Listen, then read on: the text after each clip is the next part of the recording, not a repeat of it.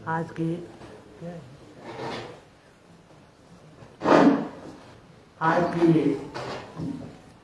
Press वार्ता को हमारे राष्ट्रीय प्रवक्ता श्री अखिलेश प्रताप सिंह जी संबोधित करेंगे। मंच पर Shri Naresh Chauhan ji, principal adviser for media chief minister, Shri K S Khachi ji, उपाध्यक्ष प्रदेश कांग्रेस कमेटी, श्री जितेंद्र चौधरी जी, जिलाध्यक्ष सुंदरा शहरी, श्री करुण पाठक जी प्रवक्ता, श्री देवेंद्र शहरी जी प्रवक्ता प्रदेश कांग्रेस कमेटी, मैं आपका भी यहाँ पे स्वागत करता हूँ। ये जो प्राइम मिनिस्टर लिंक्ड अदानी महामेगा स्कैम जो आजकल उजागर हुआ है, इस विषय के ऊपर जो है श्री अखिलेश प्रताप सिंह जी जो है आपसे प्रेस वार्ता आरंभ करेंगे।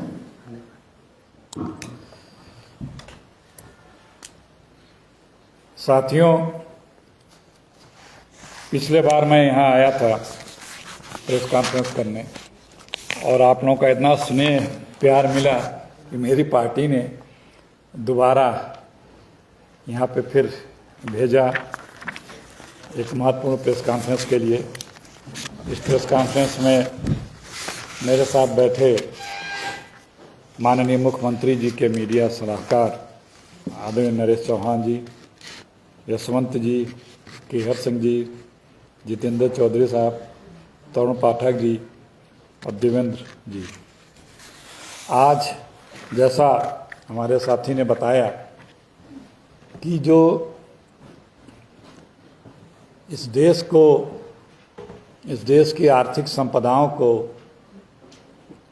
जिस प्रकार से एक उद्योगपति अडानी साहब को केंद्र की सरकार आदरणीय मोदी जी की कृपा से सब कुछ उन्हें प्रदान कर दिया जा रहा है आउट ऑफ टर्न, और प्रदान किया जाना ही तक अगर बात होती तो कोई बहुत उतनी बड़ा गुनाह तो होता, लेकिन उससे बहुत बड़ा गुनाह ये है कि हमारे इस उद्योगपति को दुनिया के किन किन कोनों से, किन किन रास्तों से और किन किन के द्वारा जो काफ़ी शंका में हैं, उनसे अब बड़ी भारी आर्थिक सहयोग मिला है।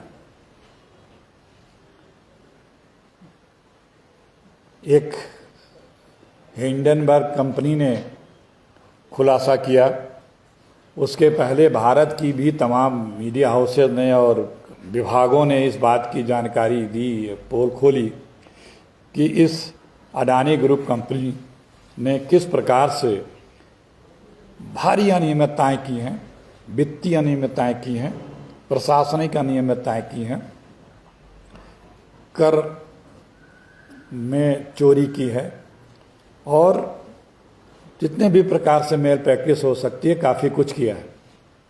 लेकिन केंद्र की सरकार ने कभी भी इस तरह की सरकारी विभागों के रिपोर्ट या कंप्लेंट पे कार्रवाई करने के लिए प्रोत्साहित करना या कार्रवाई करना के बजाय उसे रोक दिया, इन पे कार्रवाई न किया जाए, इस तरह के निर्देश शीर्ष पे बैठे नेताओं ने इन जांच एजेंसियों को दिया। लेकिन जब यह हिंडनबर्ग की रिपोर्ट आई तो फिर पूरे दुनिया में और हिंदुस्तान में बहुत बड़ा एक इनका आर्थिक साम्राज्य के ऊपर चोट पहुंची। जो 2 नंबर से 2 नंबर पे पहुंचे थे आदरणीय अडानी साहब, 2 नंबर के रास्ते से 2 नंबर तक के दुनिया के 2 नंबर के रईस बन गए। 2014 में दुनिया में 609वें स्थान के रईस थे, लेकिन मात्र 9 वर्षों में ये दूसरे स्थान पे पहुंचे। और यही नहीं, सिर्फ 1 वर्ष में लगभग ये 10 लाख करोड़ रुपए की इनकी संपत्ति बढ़ी। और जब ये हिंडनबर्ग की रिपोर्ट आई उसके बाद मार्केट में, शेयर मार्केट में बहुत बड़ी गिरावट आई, और जिसका नतीजा हुआ कि हमारे देश के सबसे विश्वसनीय संस्थानें, चाहे LIC हो, चाहे स्टेट बैंक हो, चाहे कुछ और शासकीय कंपनियां हों, उनको भारी नुकसान उठाना पड़ा। महत्वपूर्ण विषय ये है कि भारत की एजेंसियों ने भी खुलासा किया है और हिंडनबर्ग ने भी खुलासा किया है। और खुलासा नहीं है ये, एक तरह से यूँ कहा जाए, क्योंकि ये इन जांच एजेंसियों ने वही पेपर आधार बना करके उसी पेपर की जानकारी दी है जो इस अडानी ग्रुप की कंपनी के द्वारा भारत सरकार के विभिन्न मंत्रालयों में सूचनार्थ और अपने क्रियाकलापों की एनुअल जानकारी जिसमें दी जाती है, रिटर्न जो दिया जाता है, उसमें मेंशन है। वो दस्तावेज सारे सरकार के पास हैं, सरकारी फाइलों में हैं, और ये अडानी समूह द्वारा इन्हें दिए गए हैं कि आपकी वित्तीय लेन की क्या है, कहाँ कहाँ से आपने वित्तीय लेन देन किया है। ये देना पड़ता है, आप सबको पता है, इनकम टैक्स में और तमाम सरकार के विभागों में, सेबी में और कई जगहों पे देना पड़ता है। बहुत गंभीर अपराध ये है कि अडानी जी को विदेश से, मॉरिशस से कई ऐसी कंपनियों ने हजारों हजार लाखों करोड़ रुपए इन्वेस्ट किया है जिनकी अपनी हैसियत भी उतनी नहीं है। तो जिन कंपनियों की उतनी हैसियत नहीं है, उन्होंने इन कंपनी को इतनी बड़ी तादाद में कहां से फाइनेंस किया, ये बड़ा गंभीर विषय है। क्योंकि ये अडानी ग्रुप देश में तो तमाम स्ट्रेटेजिक पॉइंटों पे, स्ट्रेटेजिक कारोबार में है, हमारी सुरक्षा से जुड़े कारोबार में है, एयरपोर्ट इनके पास है, पोर्ट इनके पास है, पावर जनरेशन इनके पास है। तो ऐसे में वो किस तरह का पैसा आया है, वो पैसा जिनमिन वाला है कि किसी ऐसे रिस्क फैक्टर वाले पैसे हैं। रिस्क फैक्टर क्या मतलब, यह टेरर फंडिंग तो नहीं है, या किसी के ब्लैक मनी तो नहीं है, या किस के द्वारा कहीं पीछे से यहाँ इन्वेस्ट तो नहीं किया जा रहा है। तो इसकी जांच तो होनी चाहिए ना, पता तो लगना चाहिए कि ये कौन है, उस पर शंका है। दूसरी, कई हेवन कंट्रीज से भी पैसे इनको मिले हैं, तो उसके भी स्रोतों की जांच होनी चाहिए। जो खुलासे हुए हैं भारत सरकार के जांच एजेंसियों या विदेश की जांच एजेंसियों के द्वारा, वो उस खुलासे में जो बातें सामने आई हैं वो बहुत गंभीर हैं। कांग्रेस पार्टी का या राहुल जी का सिर्फ यही मांग थी कि भाई ये हमारे देश में पैसा आया है, इतनी बड़ी कंपनी में आया है, इसका सोर्स क्या है इस पैसों का, इसकी जांच तो होनी चाहिए। यही मांग राहुल जी ने पार्लियामेंट में की, और जांच न करा करके जांच की मांग करने या इस तरह के नेक्सस का जिक्र करने, अडानी और आदरणीय प्रधानमंत्री मोदी जी का करने पे जांच करने की आदेश देने के अलावा उसके बजाय उन्होंने उन सारे शब्दों को, उन शब्दावलियों को स्पंज कर दिया, जबकि वो कोई शब्द अनपार्लियामेंट्री नहीं थे। हिंदुस्तान की राजनीति में पहली बार है कि किसी प्रधानमंत्री पे सदन के अंदर इतने गंभीर आरोप लगे। राहुल जी ने जो प्रश्न खड़ा किया राष्ट्रपति के अभिभाषण पे, उसका जवाब प्रधानमंत्री जी देते हैं। हमेशा राष्ट्रपति का भाषण होता है, उसका जवाब प्रधानमंत्री देते हैं, लेकिन इतने तथ्यों के साथ, तथ्यात्मक तरीके से राहुल जी ने पार्लियामेंट में ये बात रखी, आरोप लगाया कि ये इसकी जांच होनी चाहिए, इस पे सरकार को अपना मत रखना चाहिए। तो पहले प्रधानमंत्री हैं जिनके ऊपर इतने गंभीर आरोप लगे, आरोप लगने के बजाय, कार्रवाई करने के बजाय उन्होंने कार्रवाई न करने या इसका खंडन तक नहीं किया। न उन्होंने ये कहा कि ये गलत है। किसी भी के ऊपर यदि आरोप लगता है, इतनी बड़ी अनियमितता का आरोप लगता है, तो उसका फर्ज बनता है, वो भी प्रधानमंत्री के ऊपर, कि उसका जवाब दें, उसकी सफाई दें, उसकी सत्यता बताएं और उसके जांच के आदेश दें। लेकिन हमारे प्रधानमंत्री जी खामोश रहे, एक लफ्ज नहीं बोला उन्होंने। ये अपने आप में दिखाता है कि ये किस तरह से नेक्सस है, मिली भगत है अडानी जी की और हमारे प्रधानमंत्री जी की। किस प्रकार से आप लोगों को पता है कि ये अडानी जी को एयरपोर्ट दे दिए गए, आउट ऑफ वे जाकर के नियमों में बदलाव करके दे दिया गया। भारत सरकार की नियमावली थी कि एयरपोर्ट्स में जो हैंडल करेंगे एयरपोर्ट को, उनमें मोनोपोली नहीं होनी चाहिए। इन्होंने चुनाव के समय 6 एयरपोर्ट अडानी जी को दे दिया। नीति आयोग और वित्त मंत्रालय ने आपत्ति की कि ये नियम है कि एक व्यक्ति को एक से ज़्यादा एयरपोर्ट नहीं मिल सकता है, इनको 6 नहीं दिया जा सकता है। लेकिन आदरणीय साहब ने नियमों में बदलाव कर दिया कि अडानी साहब के लिए नियम में बांधना नामुमकिन है, वो नियमों से ऊपर हैं। नियम में परिवर्तन करके उन्हें दे दिया गया। इसी तरह पोर्ट्स,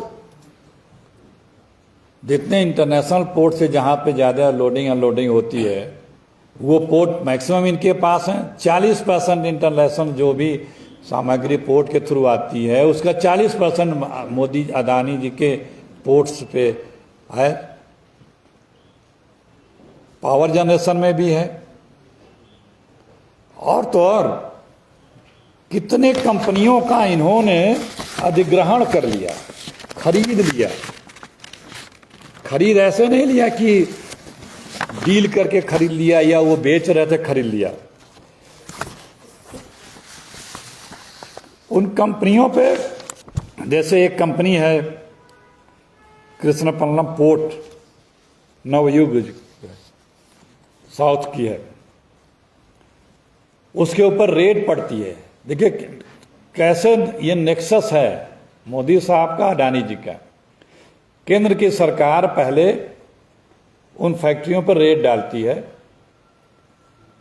उनके ऊपर एफआईआर करती है, उनके ऊपर ये कहती है कि आप इस तरह से अनियमितता कर रहे हैं।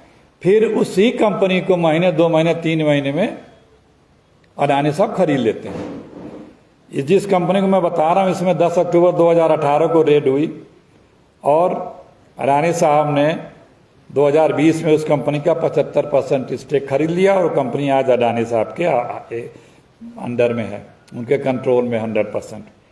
इसी तरह से सीसीआई ने रेड किया, एसीसी अंबुजा अल्ट्राटेक सीमेंट पे रेड किया 2020 में, और उसके बाद इन सब कंपनियों को अडानी साहब ने टेक ओवर कर लिया, खरीद लिया। इसी प्रकार से ये जो मुंबई के एयरपोर्ट है जीबीके, उनके ऊपर रेड पड़ती है, सीबीआई की एफआईआर होता है 2 जुलाई 2020 को, और 31 अगस्त 2020 को अडानी साहब खरीद लेते हैं। तो ये देखिए कितनी, जिसको बोलते हैं ना कि दुराभिसंध नेक्सस जिसको बोलते हैं, पूरी सरकार एक व्यक्ति के लिए काम कर रही है। तो ये जो देश में चल रहा है ये बड़ा घातक है। अगर जिस तरह से अडानी साहब आगे बढ़े हैं, जितनी तेजी से, और सरकार जितनी तत्परता और तन्मयता से इनके आगे नतमस्तक है। सरकार सरेंडर बहादुर हैं दिल्ली में, अडानी साहब के आगे जो हमारी दिल्ली की सरकार है वो सरेंडर है। एक आदमी इतना बढ़ा जो 2014 में 609वें पायदान पे था, 15-20 और इसी तरह उद्योगपति बना दिए होते अडानी मोदी जी, तो देश का बहुत बड़ा भला हो जाता, देश की इकोनॉमी पे भी भला होता। जिस युग में कोरोना पीरियड में पूरे हिंदुस्तान के सबकी इनकम घटी, सबका कारोबार घटा, उस युग में इनका सैकड़ों गुना कारोबार है, इनका वेल्थ बढ़ी। तो ये पूरी सरकार आम आदमी पार्टी, आम आदमी की न होकर के, आम जन की न होकर के, ये सिर्फ अडानी जी की बन के रह गई है। और इस सरकार ने कान में तेल डाल रखा है, सुनती नहीं है। इसीलिए हम लोग पूरे हिंदुस्तान में आज आपके माध्यम से जनता को बताने आए हैं कि ये सरकार जनता के लिए नहीं, ये सरकार अडानी जी के लिए काम कर रही है। साहब जो है म्यूट मोड में है, म्यूट मोड में है, और अडानी जी जो है लूट मोड में है। वो म्यूट है, ये लूट है। तो दोनों लोगों का ये नेक्सस चल रहा है। और देश की इकोनॉमी है, देश के गरीब लोगों का सबसे विश्वसनीय जगह है LIC। कितना लाख हजारों करोड़ का नुकसान हुआ लोगों का, हमारे बैंक्स कोलैप्स करने की स्थिति में पहुंच गए। तो ये जो चल रहा है ये देश हित में नहीं है, ये सिर्फ मोदी साहब अपने हित में कर रहे हैं। और ये कांग्रेस पार्टी बर्दाश्त नहीं करेगी। हम आप लोगों के माध्यम से जनता के बीच में हैं। राहुल जी ने बात उठाई और ये इस पर नकेल या इस पर नियंत्रण होना भी जरूरी है हमारे देश के इकोनॉमी के लिए और दूसरे उद्योगों के लिए भी, और हमारे देश की सुरक्षा इत्यादि के लिए। क्योंकि पैसे कहाँ से हमारे देश में आ रहे हैं, किसके आ रहे हैं, इसका जानकारी और इसका शोधन तो होना ही चाहिए कि वो पैसे जिनविन ही हैं, जिनविन लोगों के हैं और जिनविन तरीके से आए हैं कि नहीं आए हैं। वरना फिर इस देश के कानून का क्या, अगर ये सारी चीज़ें का पालन न हो तो उस सरकार का क्या अस्तित्व है, क्या मायने। कहने को मोदी जी कहते हैं और हम लोगों का भी मानना है, सबका आपका मानना है कि आज़ादी का 75वां वर्ष है, अमृत महोत्सव है। लेकिन ये लगता है कि अमृत महोत्सव तो सिर्फ अडानी साहब का है। देश की जनता को तो कोई सिर्फ समस्याएं ही और बढ़ती जा रही हैं, उनकी परेशानियां बढ़ती जा रही हैं। उनके लिए कुछ नए जो दिखे कि हाँ हमारे लिए आम जनता ये महसूस करे कि केंद्र की सरकार ने उनके लिए कुछ ऐसी योजना लाई जो उनके लिए हितकारी और लाभकारी है। ये जो अडानी साहब की सरकार है, इस सरकार को 2024 में उखाड़ फेंकना ही देश की जनता का लक्ष्य होना चाहिए। क्योंकि ये सबके लिए नहीं है। जैसा हमारा संविधान कहता है कि सबके द्वारा सबके लिए चुनी गई सरकार, सबकी सरकार चुनी तो सबके द्वारा गई है, लेकिन काम कर रही है सिर्फ एक के लिए।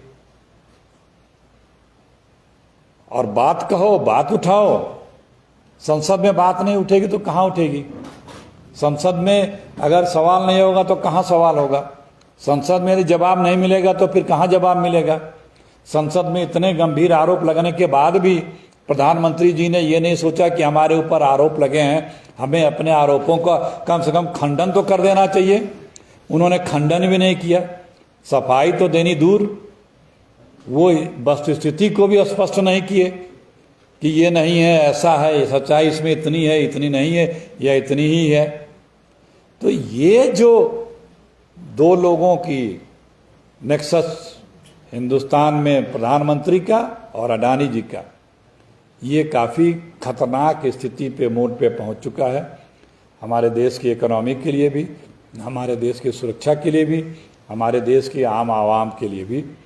यही आप लोगों के माध्यम से जन जन तक पहुंचाने के लिए आज हम लोग पूरे देश के प्रदेशों के राजधानियों में केंद्र के AICC की तरफ से भेजे गए हैं और इन्हीं बातों को रखने के लिए आपके बीच में आए हैं।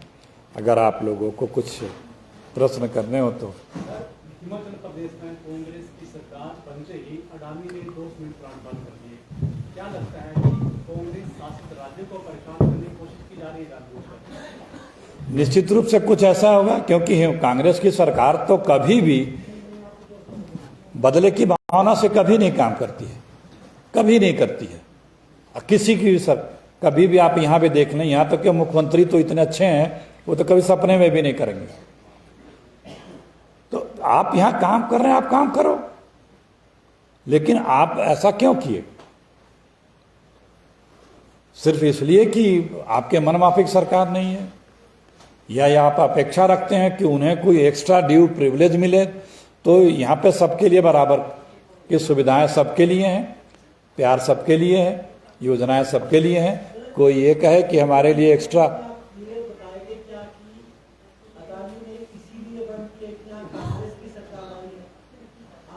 नहीं, ये तो उन्हें बताना होगा ना, क्यों बंद किया। भाई ये देखिए उन्होंने क्यों बंद किया, आप लोग बेहतर जानते हैं। ये सवाल उनके लोगों से पूछना चाहिए कि भाई क्या सरकार आप पे कोई दबाव डाले क्या? ऐसा तो है नहीं, क्यों बंद किया उन्होंने? सर, हिमाचल का सीमेंट प्लांट तो राज्य सरकार का मुद्दा है, लेकिन आपकी सरकार इस मुद्दे को सुलझा क्यों नहीं पा रही? नहीं, निश्चित रूप से बात करेंगे। कुछ दिनों किसी कारण से बंद किया होगा, एक लिमिट के बाद सरकार इंटरफेयर करती है कि आपने क्यों, पूछेंगे।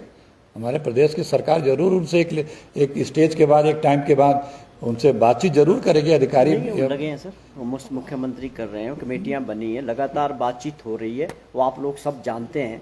और अंतिम दौर में पूरा दबाव सरकार का अडानी के ऊपर है कि जो हमारे जितने भी ट्रक ऑपरेटर्स है, यूनियंस है, हमारा सबसे पहले उनका इंटरेस्ट सरकार को आगे रखना है। और आप सब जानते हैं इसको लेके कितने दौर की बातचीत हो चुकी है। मैं समझता हूँ लास्ट दौर पे अब ये बातचीत होने वाली है, और थोड़ा सा डेडलॉक रहा है। और ये मामला निश्चित तौर पे सरकार के साथ ना होके ये दो पार्टीज के बीच था, सीमेंट कारखानों वालों के साथ और ट्रक ऑपरेटर्स के बीच का झगड़ा था। लेकिन उसके बावजूद सरकार ने इसको किस ढंग से अपना मामला समझ के इंटरवेन किया। हमेशा इसमें पहले हमने डिप्टी कमिश्नर के लेवल पे, फिर सेक्रेटरी के लेवल पे, और लास्ट में हमारे इंडस्ट्री मिनिस्टर ने कितनी मीटिंग्स हो चुकी है, और मुख्यमंत्री जी ने हर वक्त इसके ऊपर पूरा निगरानी रखी है, और उन्होंने भी 2 बार मीटिंग ली है। और अब उम्मीद है कि ये मामला बिल्कुल सुलझाने की स्थिति तक पहुंच चुका, और उसका सारा श्रेय जो है सरकार को जाता है, जिस प्रकार का दबाव और इसके ऊपर पूरा मुख्यमंत्री ने खुद पूरे इस मामले पे नजर रखी। दूसरा आपने हिंडनबर्ग रिपोर्ट का बताया, अडानी ने तो उसको कहा है कि it's a method of short selling. Adani ने भी तो ये भी कहा है कि ये राष्ट्र पे हमला है, देश पे हमला है। कोई अगर सरकार का कर्तव्य होता है, रिस्पॉन्सिबिलिटी होती है कि अगर कोई अनियमितता, कोई करप्शन, कोई क्राइम का खुलासा हुआ है, तो सरकार का ये धर्म है, संवैधानिक कर्तव्य है कि उसकी कम से कम जांच कराए, क्या सत्य है। क्योंकि क्राइम अगेंस्ट द गवर्नमेंट होता है, क्राइम इंडिविजुअल नहीं होता है। लेकिन ये सरकार तो जांच भी नहीं कराती है। और जो ये हिंडनबर्ग की बात नहीं है, इसके पहले भी देश की तमाम एजेंसियों ने ये अनियमितताओं को बताया है, सेबी ने भी बताया है, और भी कई एजेंसियों ने बताया है, और है भी। हम तो यही कह रहे हैं कि इतने कम समय में 609वें पायदान से दूसरे पायदान तक पहुंच गए एक व्यक्ति, इसी तरह से 15 लोगों को पहुंचा दिया होता तो आज ये बात तो नहीं उठती ना। फिर तो होता कि ये अपनी मेहनत से पहुंचे हैं और देश का भी भला हुआ होता, लेकिन ऐसा नहीं हुआ। जी जी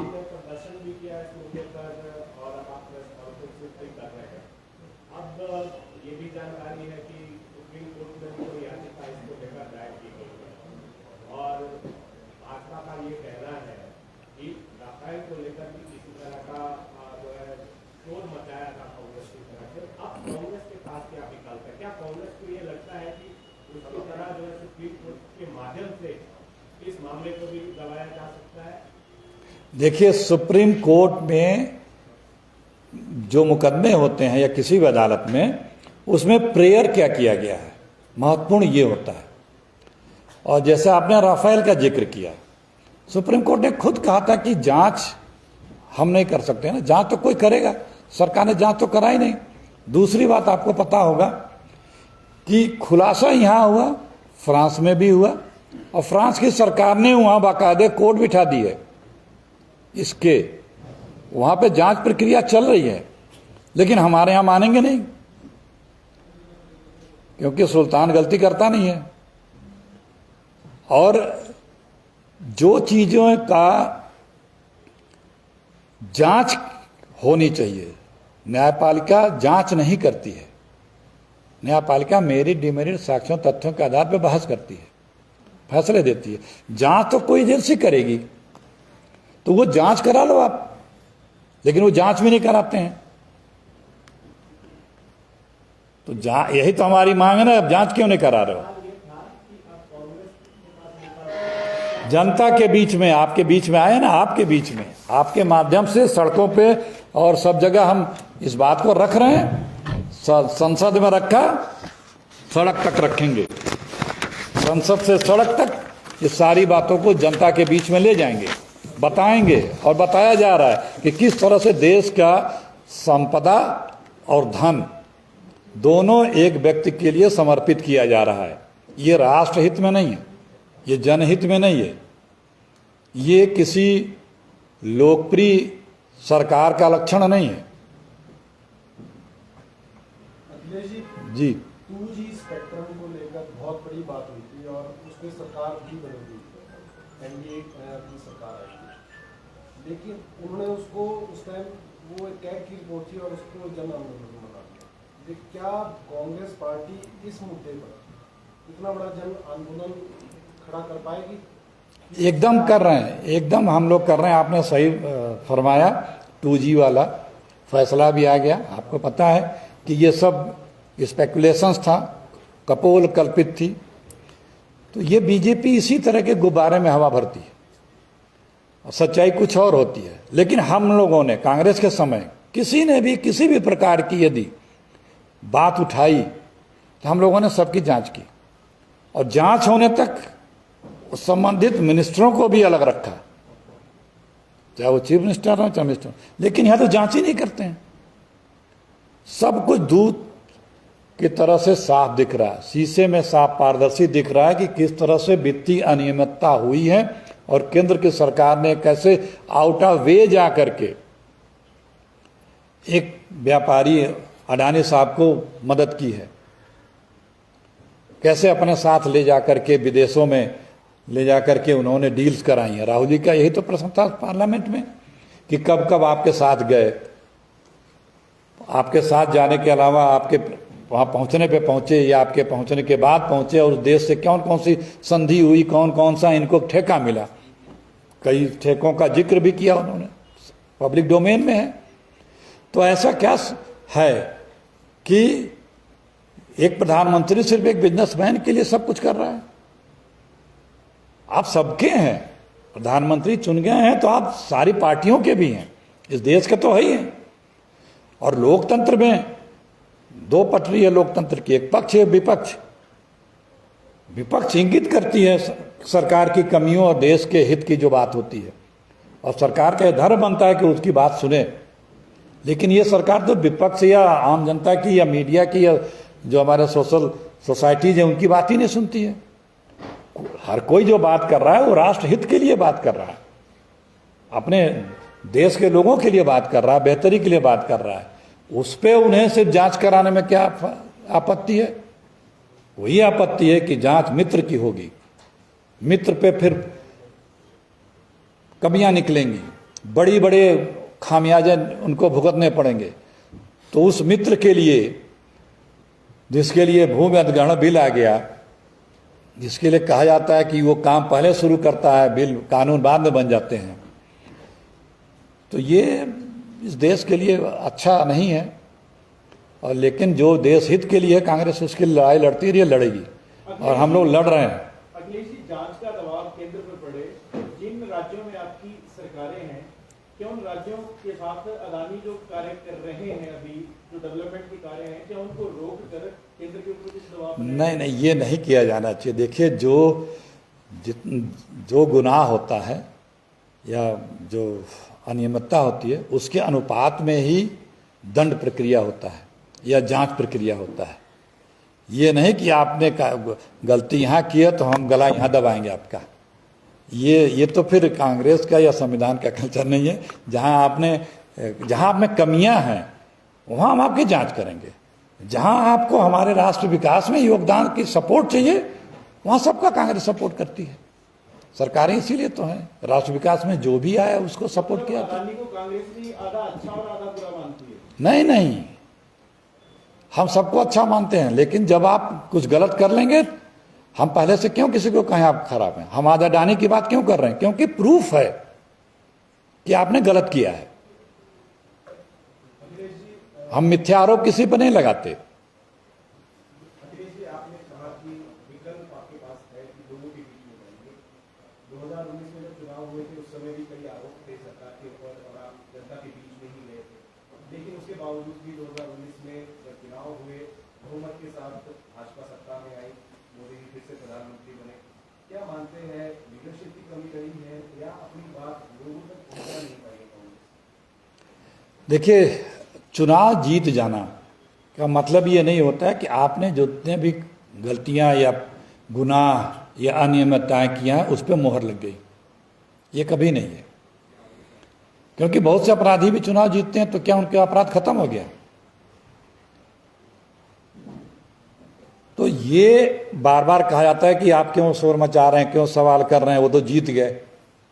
तो जीत गए तो इसका मतलब क्या कि हम आपसे ये नहीं कहेंगे कि आपने ये वादे किए थे, वो सारे वादे आपके झूठे थे। और पिछला चुनाव क्या मोदी जी विकास पे या अपने कामों पे लड़े थे? तो एक ऐसा मुद्दा ऐसा हो गया था कश्मीर में, जिसके कारण जो भी कारण हो, लेकिन वो जो करेंगे और जो वादा करेंगे, जनता से जो कमिटमेंट करेंगे, उसे फुलफिल नहीं करेंगे तो इस देश के हर नागरिक का और विपक्षी दल का ये संवैधानिक धर्म है कि वो उठाता रहे कि आपने ये कहा था, आपके कहने पे लोगों ने यकीन किया, आपको मेजॉरिटी दी, लेकिन आपने वो काम फुलफिल नहीं किया, भले उस बार वो जीत गए हों। तो झूठे शब्दबागों से बार बार जनादेश नहीं मिल सकता। लोग समझ गए आदरणीय मोदी जी को कि सिर्फ शब्दबाग दिखाते हैं, उस चीजों को करते नहीं है, फुलफिल नहीं करते हैं।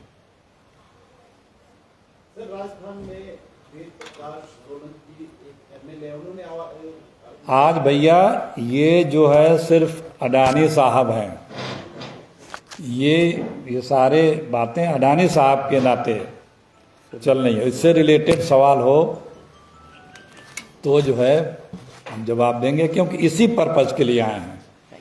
उसके अलावा फिर दोबारा कभी ये सब लोग हैं, आपको हमारे साथी लोग यहाँ ये बताएंगे। अभी और ज़्यादा जानकारी करनी हो तो किसी और दिन किसी उस मुद्दे पे आएंगे तो फिर बताया जाएगा।